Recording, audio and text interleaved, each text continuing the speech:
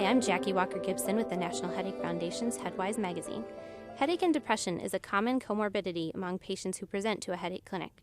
Today I have with me Dr. Robert Shulman, who will help us explore the relationship between depression and headache.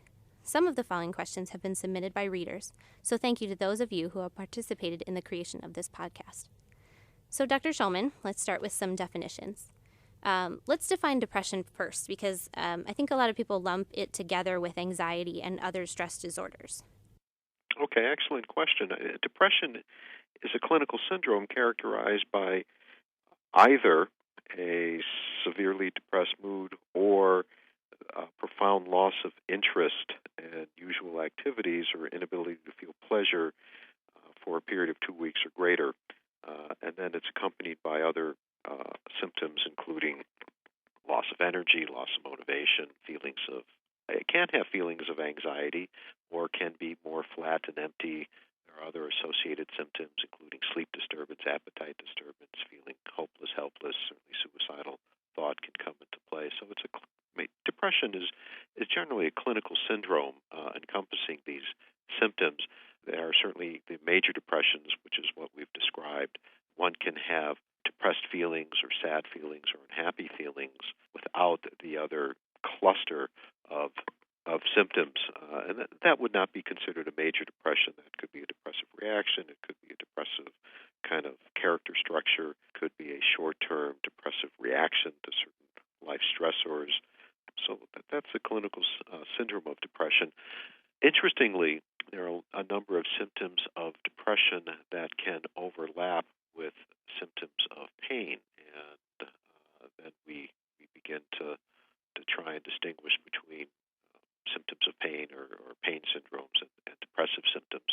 They actually share a lot of underlying physiologic pathways in the brain that, in fact, certain depressive symptoms, loss of energy, changes in appetite, sleep disturbance, poor concentration, are shared symptoms between major depressive disorder and patients who have chronic pain conditions.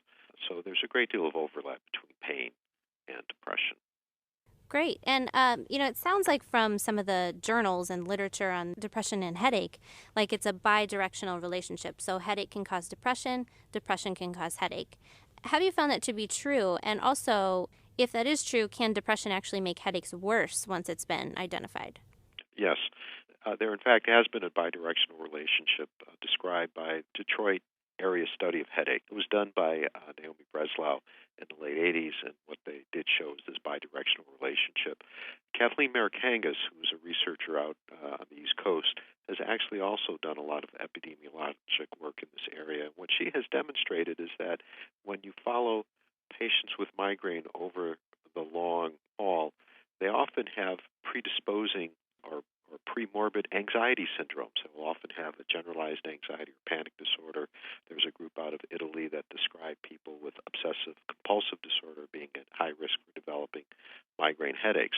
And so there seems to be this continuum of anxiety as adolescence or young adulthood, then developing the headache disorder, and subsequent to developing the headache disorder comes diagnosis of the depressive disorder. So there seems to be this sort of pattern in life: anxiety, pain, and then depression. And what was the second part of the question? If depression can actually make headaches worse once it's been identified. Yeah. There are a number of predictors of depression in pain patients, and what we do know is that when one develops a depressive disorder, in addition to the pain condition, that it exacerbates the pain condition as well. And to tell you a funny story, a number of years ago, it was about 1998, and this new antidepressant had come out, and it was a year or two after pain medicine had come out, the Celebrex. And an internist friend told me the story. He said a patient came in with headaches, and he wrote a prescription for Celebrex. And the pharmacist looked at the prescription. Now, he couldn't read the doctor's writing. I remember back in the days of handwritten charts, I couldn't read the guy's writing. And so the pharmacist did the best he could, and he filled that Celebrex 200 milligram prescription with Celexa 20 20 milligrams. 3 weeks later, the patient comes back to the doctor and says, I feel great, my headaches are gone, and I feel absolutely wonderful from the antidepressant. In fact, what he had done, a patient had headaches, had developed depression, worsened the headaches. You treated the underlying depressive disorder. The pain condition actually got better, and this is what we see, and it's been my experience. Pain does make depression worse. Conversely, depression can make pain worse, and when you address one or the other or both, you often get a response with the other. So if somebody has a chronic pain condition, if they're depressed, if you treat the underlying depression, their pain disorder can also improve. So it sounds like, depression in itself can trigger headache, but is it also possible that some of the symptoms of depression, and I'm thinking of, eating irregularly, irregular sleep, stress, are those things that can also trigger headache? And so it's kind of this secondary trigger. Yeah, they reinforce each other. I mean, that's been clear from a number of studies that they do reinforce each other.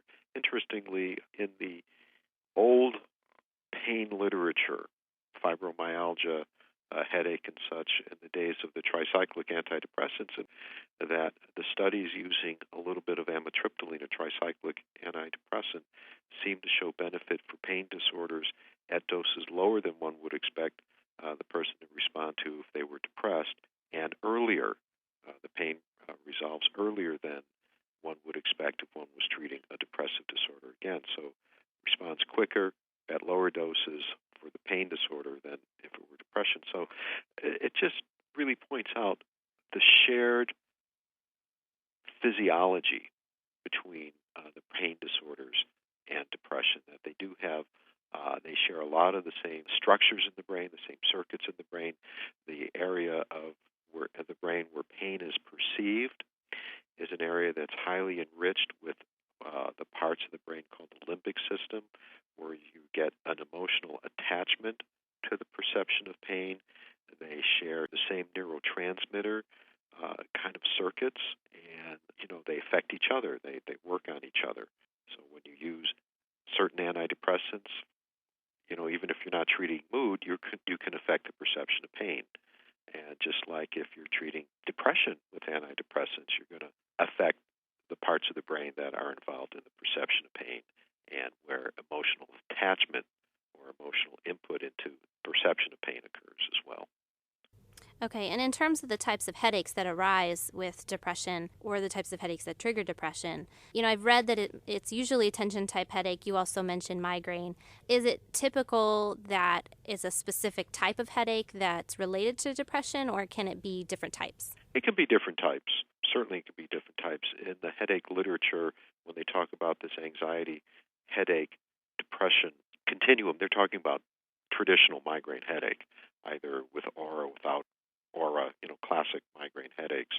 In our field, we certainly see a lot of tension-type headaches, whether they're tension-type headaches or transformed migraines, chronic daily headaches, depending on the classification, diagnostic classification criteria.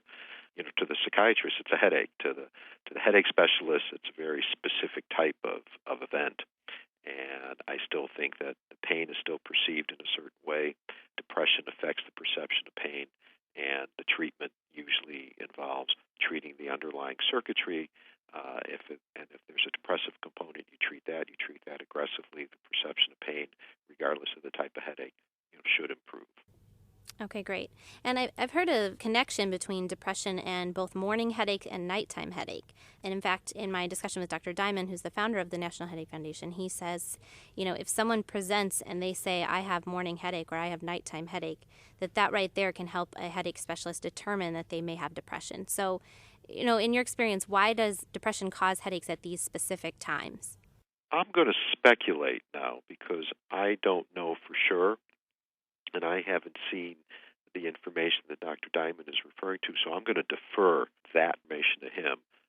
He's the expert. I believe he knows very well what he speaks of. My speculation would be that in certainly depression, there is what we call a diurnal variation of mood. What that means is that whatever the predominant problematic mood is, whether it's depression or anxiety, it is always worse at a certain time of the day. Much like we have circadian rhythms and biorhythms and such like that, I think our mood has a rhythm to it too, related to our circadian rhythm. In major depressive disorder,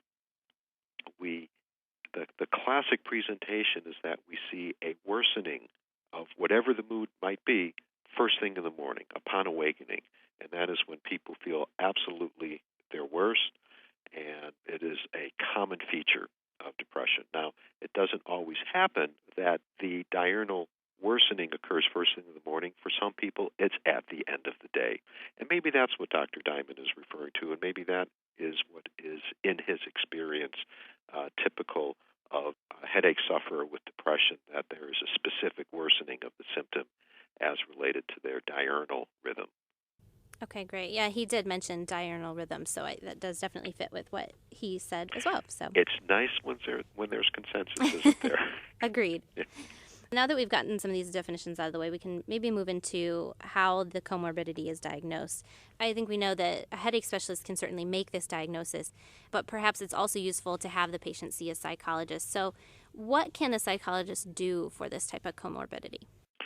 The role of the psychologist in the treatment of headache as well as depression can be twofold. Number one is sometimes the psychologist can be very helpful at teaching about healthy lifestyles, pain behaviors, triggers for pain, triggers for depression. In psychiatry, the role of the psychologist in depression is really cognitive behavioral types of therapies that are helpful to patients in terms of learning to reframe their thoughts, learning to recognize triggers for the way when they feel bad, learning to recognize some of their automatic responses to things, and how to sort of wrestle their automatic thoughts away from them so that they can think and do other things that are more health related, more good health related.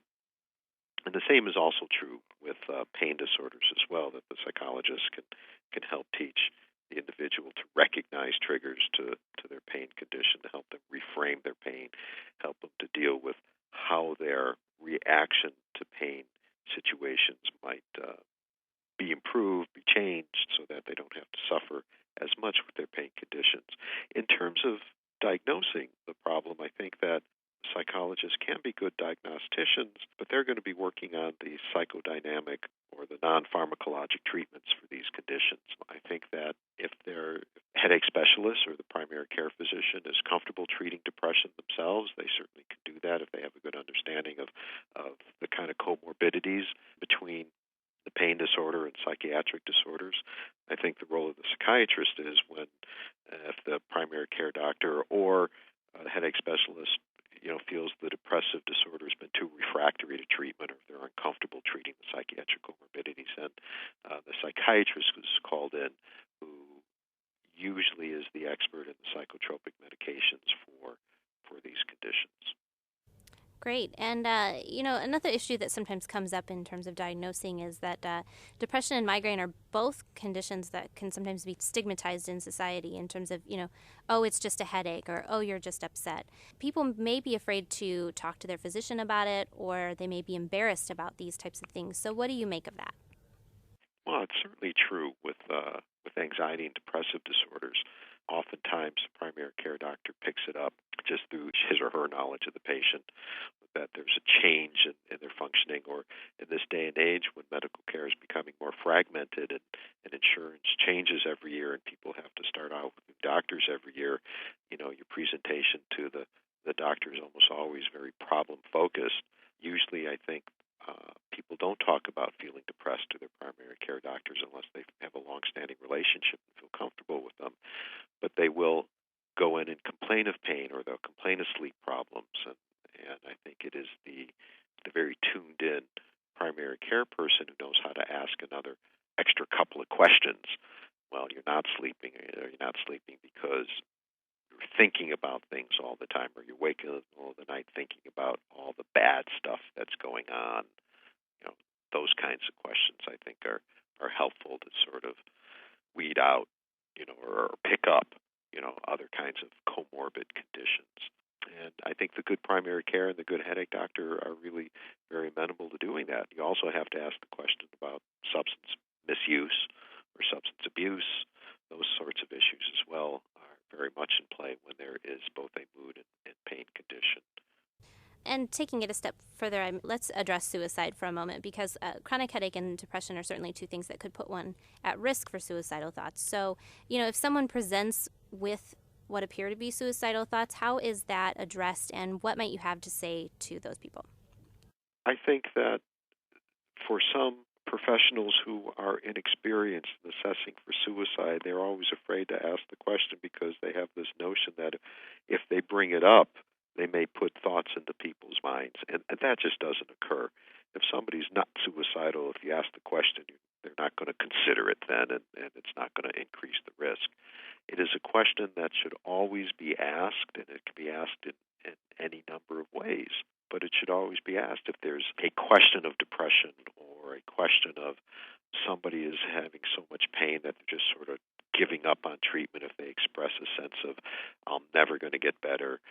And the kinds of ways you ask, what are you thinking? Do you have thoughts of not being here? Or you just come right out and say, are you having any suicidal kinds of thoughts? And oftentimes people are relieved that the question is asked. They're almost never offended. Oh, I would never do that. But they're not offended that you're asking. I think they understand that you're trying to make sure that they're going to be okay and they're going to be safe and that you're working in their behalf. I think that because there is such a stigma and people can feel so much shame at being ill and or being depressed because, the stigma, and it's a weakness of the spirit and the soul in their minds, and so they feel shame at it for having these things.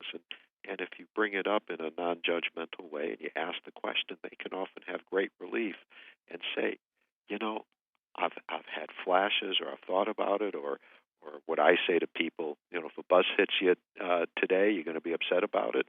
And they can say no, and then I wouldn't be upset about it. And then it opens the discussion up. Well, are you having thoughts of stepping in front of a bus? Are you having thoughts of, ending your life?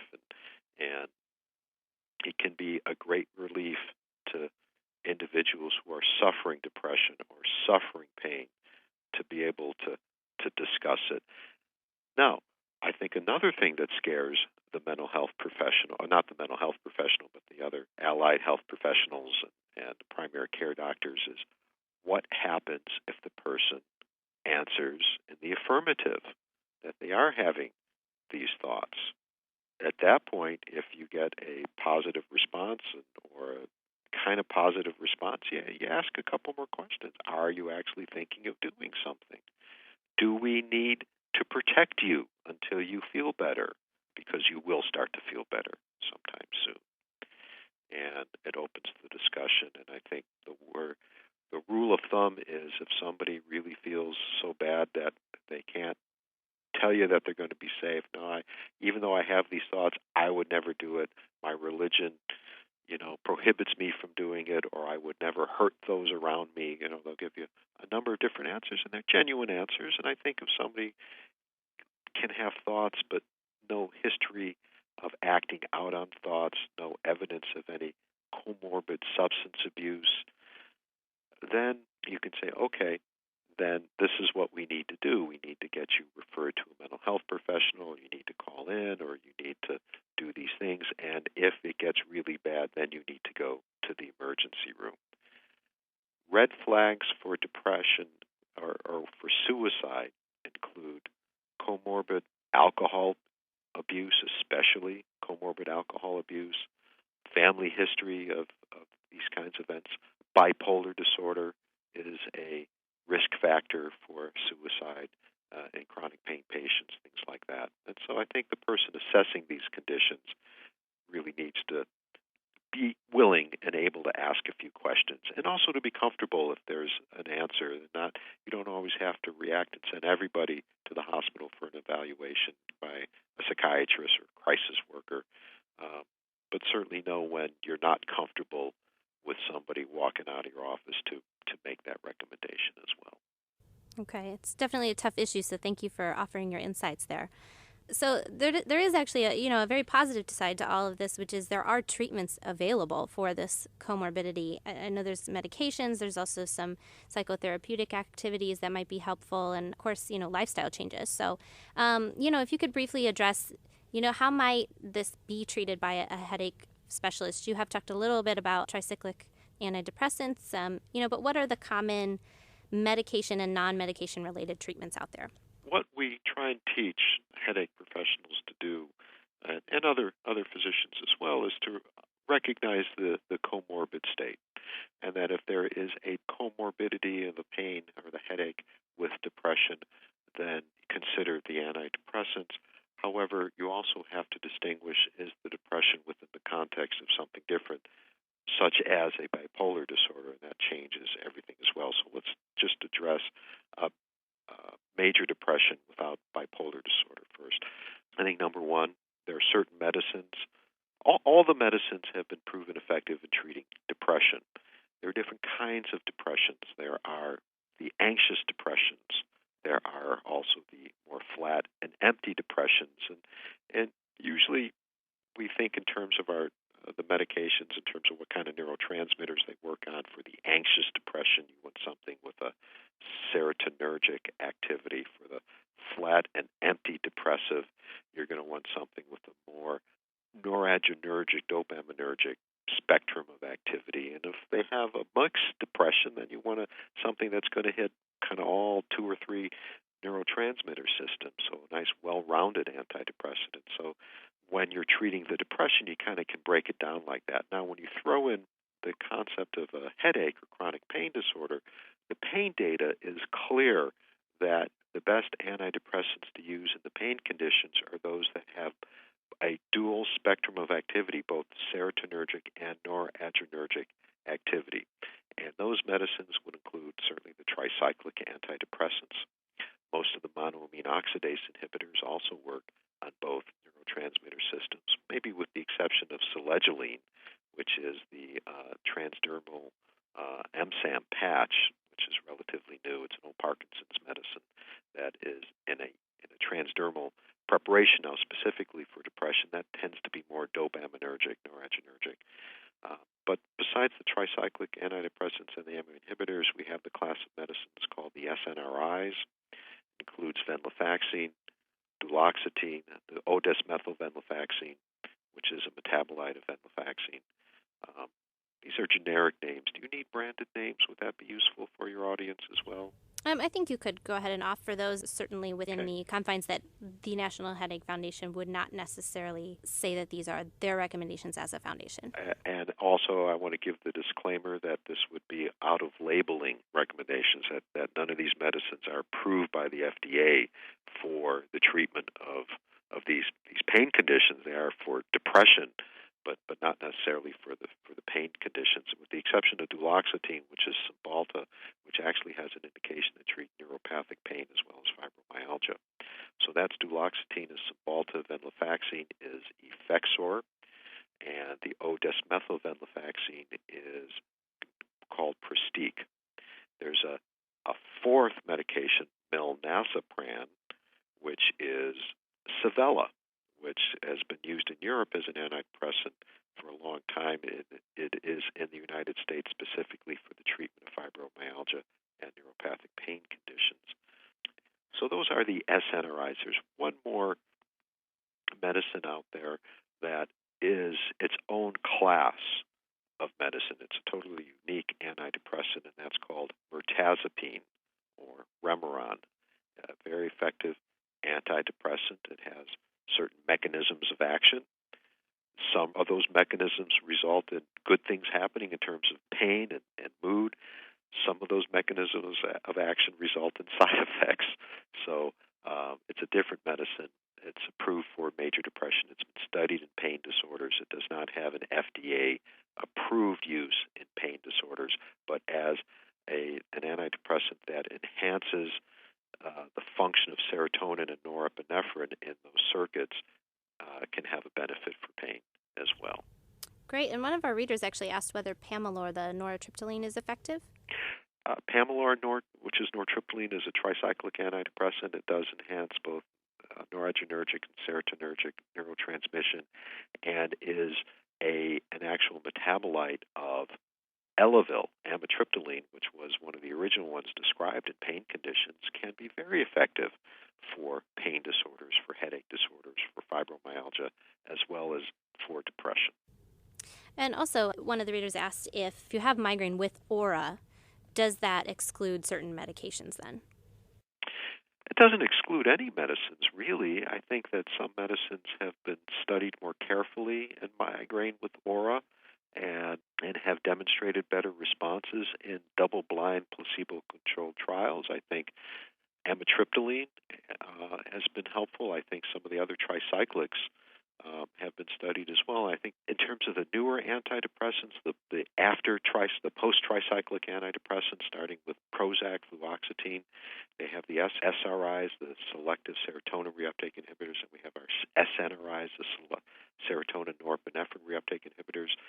What we've seen is that in genuine double-blind placebo-controlled trials, that the SNRIs, the medicines that work on both serotonin and norepinephrine, have better efficacy in treating most of the pain disorders, including classic migraine with aura, than do the SRIs, which do well in open-label trials, but less well. Their results are kind of equivocal in most of the double-blind, placebo-controlled, real scientific studies for these pain disorders. Okay, and one of our readers actually asked a great question about Cymbalta, as far as, if I'm someone who doesn't have depression, but I have migraine and I'm prescribed Cymbalta, will that affect my mood? No. It's a good question, and it's a very good question. No, it won't affect your mood. If you're not depressed, it's not going to make you depressed. If you're not depressed, it's not going to make you manic if you have no vulnerability to becoming manic. Some people can have other kinds of side effects to it, but rarely is there a change in mood from using an antidepressant for a pain condition when one doesn't have a vulnerability to a mood disturbance. Okay, and finally, if we could address some of the non-medication related treatments, we got some questions about things like transcranial magnetic stimulation, binaural brainwave therapy, and also lifestyle changes. Yeah, the binaural brainwave therapy, I'm not that familiar with, to be honest with you.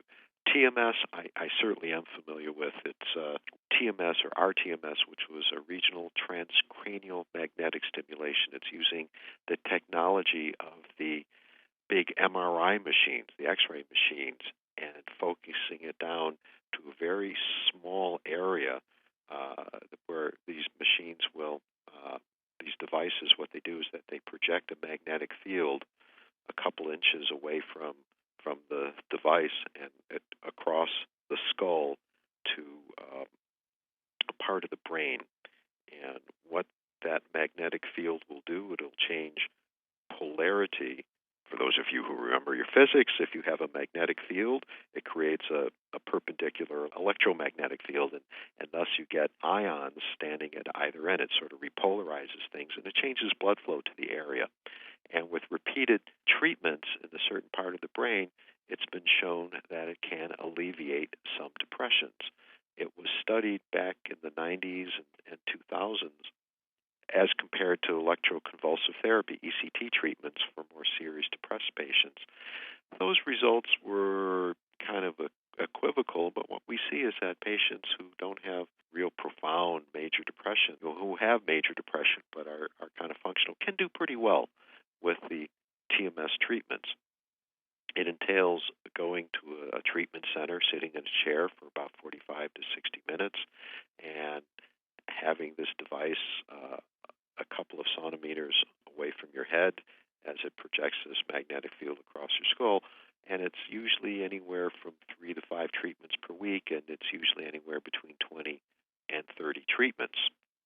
And it's not inexpensive, to be honest with you, but it has been shown in the studies to be a helpful treatment for certain depressions. It can last for a while. It can last for a shorter period of time. And I think the people at the TMS centers are trying to work out maintenance therapy protocols for individuals who have responded and then can lose the response. As far as I know, there are no studies of its use in headache disorders or other pain disorders at this time, one of the side effects of the treatment is actually a headache, although it tends to be mild in response to the usual kinds of supportive therapies, acetaminophen, NSAIDs, those kinds of things. So that's what TMS is. We do have experience seeing it work. We have experience seeing it not work. And these were all patients pretty much with depression without comorbid headache disorders. Is exercise and diet effective at treating this comorbidity? Always a good thing. If somebody's really ill, exercise and diet is not going to be curative, but it certainly is helpful. I think a lot of people lose motivation when they're depressed and they stop doing the things that one needs to do to push oneself and to keep on to a regular schedule, things like that. What we do know is that diet and exercise and healthy lifestyle habits are always good at maintaining health, so that if you're struggling to get over a pain condition, if you do these things on a regular basis and you improve, it helps you stay improved and with less pain, less impairments and such. In depression, it doesn't bring you out of your depressed state. You can't just will yourself to diet and exercise and to change chemicals in the brain. But as you start to get better and you start to do these things, it does reinforce health behaviors and feeling better and such. And thus, when you are kind of out of your severe state of depression or severe state of pain, by continuing to do these things, I think you protect yourself from further worsenings of the pain condition or further episodes of depression and such, if you can keep up the appropriate lifestyle behaviors. Exercise is a good thing. It produces endorphins. The opioid system responds to those endorphins, and that is good for both pain disorders and for depressive disorders as well. Well, it's certainly a fascinating subject. So on behalf of Headwise and the National Headache Foundation and Headwise readers, I want to thank you for taking the time to address these questions. I appreciate your interest in having me address them for you. Thank you very much.